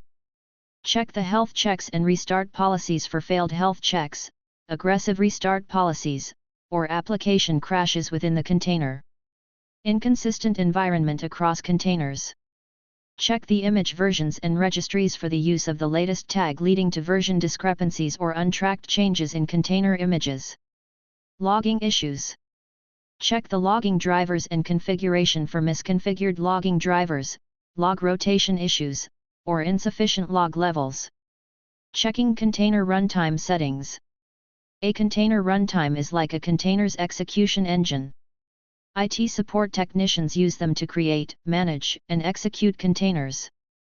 They simplify the building, running, and orchestrating of containers. Examples of container runtimes include Docker, Podman, and CRIO.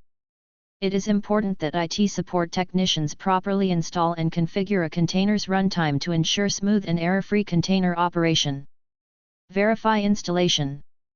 IT support technicians must ensure that the container runtime is correctly installed. It needs to be compatible with the host operating system and should have all necessary dependencies resolved. Runtimes often provide features to enable technicians to check their installation.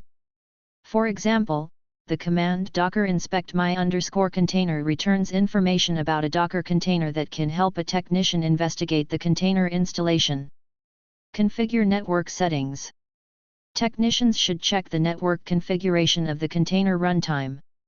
They should inspect settings related to network bridges, ports, and IP address assignments to confirm they are set up correctly. For example, starting Docker using the command docker run dname web app my web app results in the container not being accessible outside of the host machine because the container's port isn't specified in the command.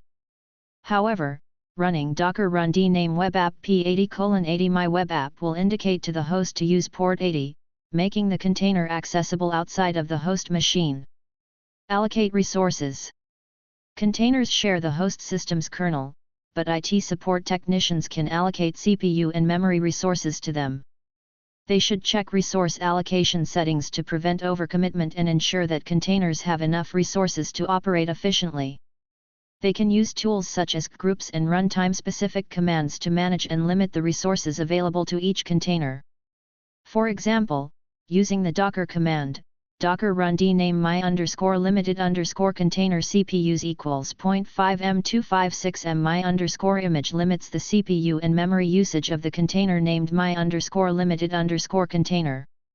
In situations where other containers need more resources, IT support technicians can use this command to ensure that my_limited_container doesn't use more than it needs. Reviewing container orchestration configuration.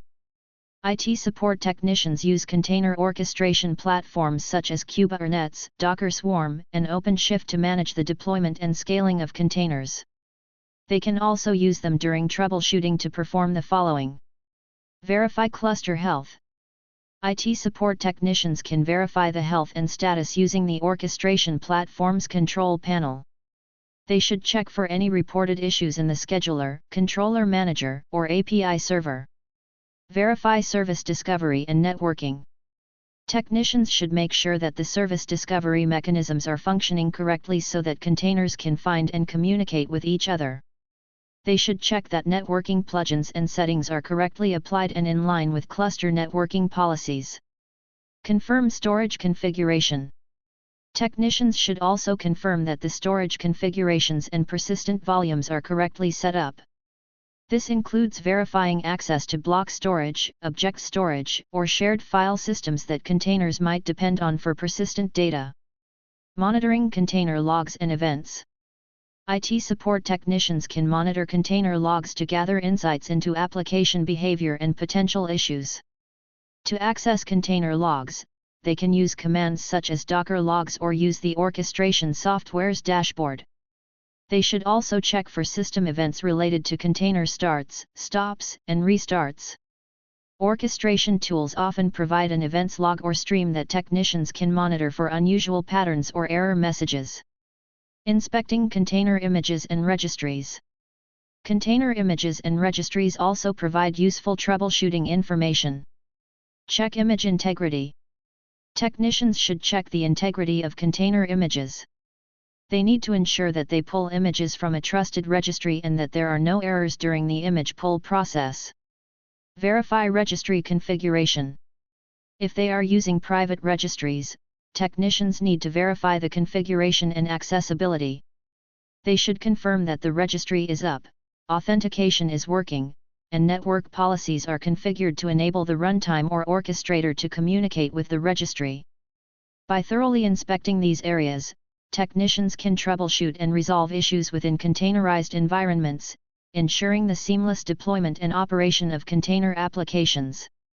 Now that you have learned about the best practices in error resolution, let's find out how to use virtual machines to test software and troubleshoot issues. Activity: Troubleshoot a virtual machine issue. Employability skills. Critical thinking. In this activity, you'll review a troubleshooting scenario to resolve an employee's virtual machine issue. Introduction. You work as an IT support technician at a leading financial technology company. Today, you're teaming up with a senior colleague named Anders. When you arrive at the office, your inbox contains a support ticket from Jenna, a quality assurance tester on the mobile application team. A man wearing headphones using a desktop computer. Ticket information. You review the ticket and learn that Jenna is testing and debugging a new mobile transaction application.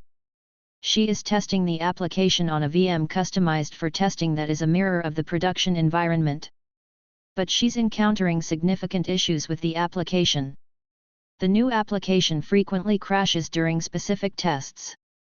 The application exhibits inconsistent behavior across sessions, with some features working intermittently.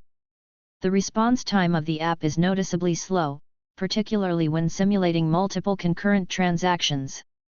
You also learn from the ticket that Jenna has already attempted some basic troubleshooting steps. She restarted the virtual machine and even rebooted her system, but this has not resolved the issues. She's relying on your team's expertise to get her back up and running. You'll observe and assist Anders as he works on Jenna's support ticket. Locating the log. Anders opens the log file from Jenna's testing VM to start the troubleshooting process. He reminds you that analyzing log files can often reveal underlying issues that aren't immediately apparent through standard diagnostic methods. Analyzing the log. The log file contains several entries that immediately stand out, pointing to a specific issue affecting the performance and reliability of Jenna's testing environment. Carefully review the following log information. 2024-1-06T14:23:45.032 Web App 3 Error, Connection to Database Failed. 2024-1-06T14:23:45.033 Web App 3 Error, Error Code, db_con_timeout. 2024-1-06T14:23:45.033 Web App 3 Detail, failed to connect to MySQL database at 192.168.1.50:33:06 after 30 seconds. 2024-1-06T14:24:15.045 Z Web App 3 Error, Connection to Database Failed. 2024-1-06T14:24:15.046 Z Web App 3 Error, Error Code, db_con_timeout. 2024-1-06T14:24:15.046 Z Web App 3 Detail, failed to connect to MySQL database at 192.168.1.50:33:06 after 30 seconds. Analyzing this log file, Anders points out the failure to connect to the MySQL database is a recurring issue. The error db_con_timeout suggests that the web application, running on the virtual machine, is attempting to connect to the database hosted at the IP address 192.168.1.50 on port 3306, but is failing to establish a connection within the 30-second timeout period. Using troubleshooting techniques, Anders suggests that this database connectivity issue could be the root cause of the problems Jenna is experiencing, including the application crashes, inconsistent behavior, and slow response times during transaction tests. Resolving the issue. You and Anders decide to check the hypervisor settings and verify virtual disk and file integrity. When checking the hypervisor settings, you discover that the virtual network adapter configuration is not correctly set up. This is causing network connectivity issues for the VM. This misconfiguration is likely to be causing the database connectivity problems you observed in the log file. To resolve the issue, Anders reconfigures the virtual network adapter settings to ensure proper connectivity. After making this adjustment, you reboot the VM to apply the changes. You inform Jenna of the resolution, and when she resumes her testing, she notices that the application no longer crashes, behaves consistently across sessions, and responds more swiftly during transaction tests. Well done! You assisted Anders to successfully review and analyze logs and troubleshoot Jenna's virtual machine issue. Using VMS for troubleshooting. Because virtual machines provide an isolated environment, IT support technicians can use them to evaluate software, test configurations, and troubleshoot issues. The big advantage is that the controlled environment of a VM does not impact the main operating system or other software running on the host machine. Testing systems in this way is known as testing in isolation. Review the following benefits that IT support technicians, and other IT professionals, can take advantage of by creating an isolated troubleshooting environment. 1. A separate, controlled environment. Technicians can set up a VM to mimic a user's environment or any other scenario. This VM is completely separate from other systems, meaning that any troubleshooting steps the technician performs will not impact their own machine or any other VMS that they are running. 2. Real-world conditions. Despite the VM being isolated, a technician can configure it to simulate real-world conditions. They can set up the same network configurations as the problem machine, install the same software, and use similar data sets to achieve accurate troubleshooting results. 3. Safety and security. Testing in isolation provides a safe environment to test potentially risky changes, such as new software, patches, or system configurations, without risking the stability or security of the main system or network. 4. Easy reversion to previous states. Many VM platforms offer snapshot functionality that technicians can use to save the state of a VM before troubleshooting.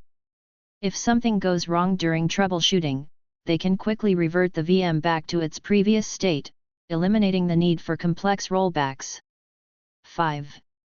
Parallel testing. Technicians can run multiple isolated tests in parallel by using different VMS. This functionality is particularly useful for compatibility testing across different operating systems or software versions. 6. Development and debugging. Isolated VMS offer a convenient environment for coding and debugging for software developers. They can work in sandboxed environments, independent of others, reducing the risk of introducing errors into the main code base. 7. Performance benchmarking. IT support technicians can use isolated VMS to undertake performance benchmarking without the noise of other applications or services running on the system.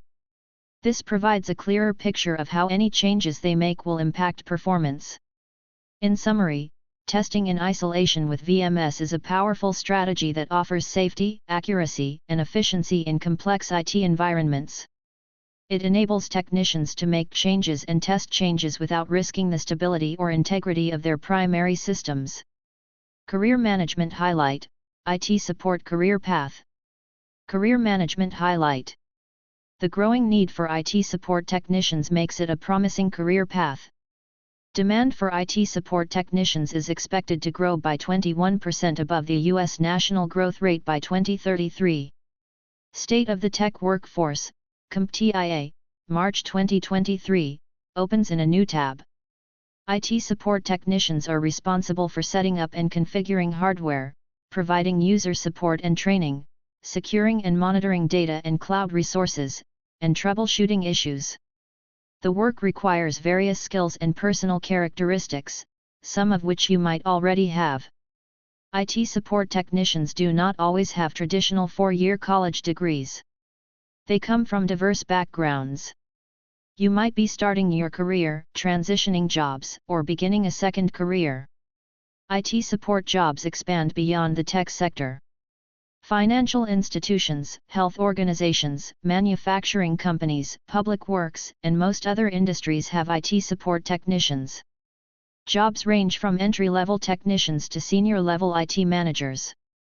In terms of career progression, various scenarios can play out. Consider the following progression. Select each card to reveal one possible career progression in IT support. IT support technician. Entry level, 0-2 years of experience. IT support technicians are the first point of contact for users experiencing issues. They respond to user tickets, diagnose and resolve basic technical problems, set up and configure new systems and equipment, perform routine maintenance, and document support activities. Senior IT support specialist. Mid-level, 3-15 years of experience. Senior IT support specialists handle complex issues, surpassing entry-level troubleshooting. They manage network infrastructures, support server operations, troubleshoot advanced issues, and ensure security measures. They also proactively identify and resolve potential issues, focusing on long-term solutions over temporary fixes. IT manager. Management level, 5+ years of experience.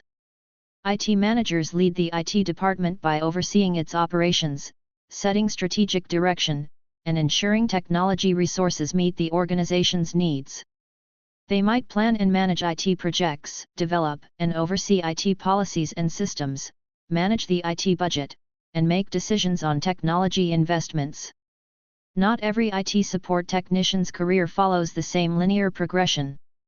Many technicians discover a particular area or field of specialization that sparks their interest and choose to grow into roles that are not strictly within the traditional IT support path. For instance, some might evolve into cybersecurity specialists, network administrators, or cloud administrators. Select each card to learn more about specialized roles IT support technicians can grow into. Cybersecurity specialist. Cybersecurity specialists focus on protecting an organization's systems and networks from cyber threats. They monitor, detect, investigate, analyze, and respond to security incidents. This role involves conducting regular security assessments and audits, implementing protective measures, and staying up to date with the latest threats and defense mechanisms. Network administrator. Network administrators are responsible for maintaining an organization's computer networks, ensuring they run efficiently. They install, configure, and support both the internal and external networks. They troubleshoot network issues, perform maintenance to ensure networks operate smoothly, and upgrade network hardware and software. Cloud administrator. Cloud administrators manage and operate cloud environments. They oversee the deployment, maintenance, and support of cloud applications and infrastructure. They work with cloud platforms such as Amazon Web Services, Microsoft Azure, or Google Cloud Platform, ensuring optimal performance and security of cloud resources. What do you think? Employability skills. Growth mindset. Which career path do you think is right for you? What area of specialization interests you? List and describe at least one. As you learn about the field, think about which aspect excites you the most. You can specialize in hardware support, software and application support, cybersecurity, cloud computing, and networking, to name a few. You have so many paths you can take. Summary and looking ahead. In this lesson, you learned about the role of logs and error messages in effective troubleshooting. You learned about troubleshooting techniques for VMS and containers. This lesson prepared you to handle challenges in a virtualized environment. You've completed the final lesson of this module. Next, you'll review the module's key points and explore additional resources related to network troubleshooting. Points to remember. Key concepts. 1. Virtualization is a technology that IT support technicians use to create virtual resources by using software that simulates hardware functionality. 2. A virtual machine, VM, is a software-based emulation of a physical computer that can run different operating systems and applications. 3. Virtual machines run on a physical computer using virtualization technology. Each physical computer can run, or host, multiple VMS. 4. Virtual machines also have their own virtual hardware, such as a CPU, memory, disk, and network devices, that are isolated from the host system and other VMS. 5. Virtual machines provide the following benefits. They don't need physical space or maintenance. They efficiently use hardware resources. They provide software-level isolation, that is, separate a secure environment for each VM. They are easy to deploy, copy, move, and back up. They lower the costs, time, and energy involved in maintenance. 6. The choice between virtual or physical machines depends on the specific needs and capabilities of the company. They need to balance factors such as performance, cost, and operational flexibility. 7. A hypervisor is unique software that allows technicians to use a single physical computer to run multiple virtual machines. Hypervisors act as a management layer between the physical hardware of a computer and the VMS that run on that hardware. 8. Different types of hypervisor software include Microsoft Hyper-V, Parallels Desktop, Red Hat Virtualization, RHV, Oracle VM VirtualBox, and VMware vSphere. 9. IT support technicians can use VMS on cloud-based infrastructure to provide additional scalability and cost-effectiveness. 10. When creating and configuring a VM, technicians can customize the machine to meet their company's needs. 11. A software container is a standardized package. Everything needed to run the program is inside a single container, including the code, runtime environment, system tools, and libraries, and settings. 12. Containers are standalone, portable environments that technicians can deploy on different operating systems. They are quick to start, use resources efficiently, and lightweight and scalable. 13. IT support technicians use container tools, such as Docker, Kubernetes, and Podman, to create and manage containers. 14. Steps to set up and configure a container include creating the container image, including the application scripts and metadata, the runtime environment, system tools, and application dependencies. Configuring the container to copy the application code and install the node package manager. Building the image. Running the image. 15. Logs are records of events that occur within a system. 16. Error messages are specific alerts that a VM, container, or the software running in them generates when they encounter a problem. 17. Logs and error messages provide useful information about the operating system or applications that IT support technicians can use when troubleshooting. 18. Different operating systems store logs in different locations and support different methods for IT support technicians to access them. 19. IT support technicians can use logs and error messages in conjunction with monitoring tools, documentation, and log management tools to troubleshoot issues in VMS and containers. 20. Techniques for troubleshooting virtual machine, VM, software include restarting or rebooting the VM, checking hypervisor settings, verifying virtual disk and file integrity, updating hypervisor and VM tools. 21. Snapshots capture the exact state of a VM at a specific point in time, including the VM's power state, disk state, and hardware configuration.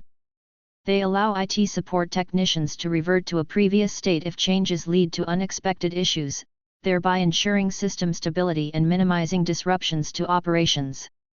22. Techniques for troubleshooting container software include checking container software, checking runtime settings, reviewing orchestration configuration, monitoring logs and events, inspecting images and registries. 23.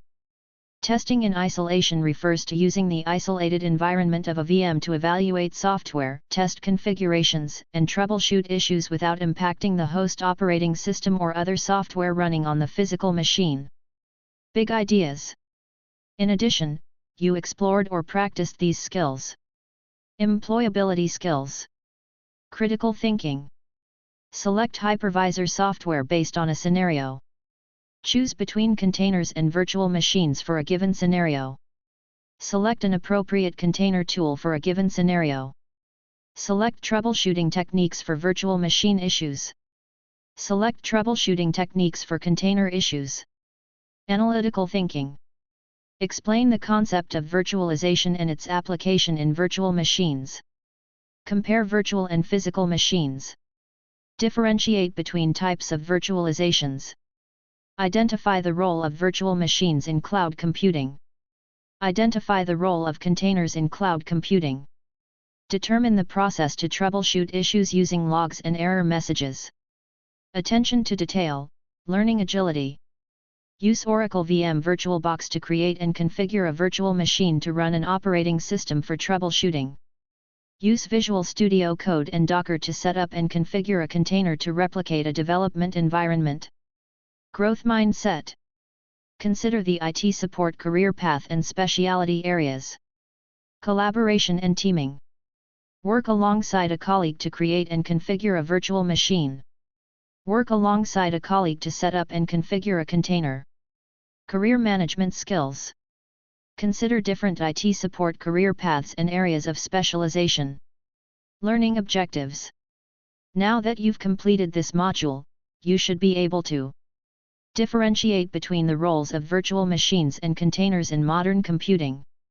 Create and configure a virtual machine to run an operating system for troubleshooting. Choose between containers and virtual machines for a given scenario. Set up and configure a container to replicate a development environment. Select troubleshooting techniques for virtual machine issues. Select troubleshooting techniques for container issues. Explore more resources. To explore concepts covered in this module in more depth, check out these resources. Containers vs VMS, what's the difference? Opens in a new tab. In this video, Nigel Brown with IBM Cloud answers this question and much more in 4 parts, including the benefits of having them work together for particular use cases. Containers versus virtual machines, VMS, what's the difference? Opens in a new tab. This blog by the IBM Cloud team shares what you need know to understand the containers versus VMS debate, and why containers are growing in popularity. What is a virtual machine and how to set up a VM on Windows, Linux, and Mac, opens in a new tab. This article by Bo Carnes for Free Codecamp highlights ways to create a computer within a computer.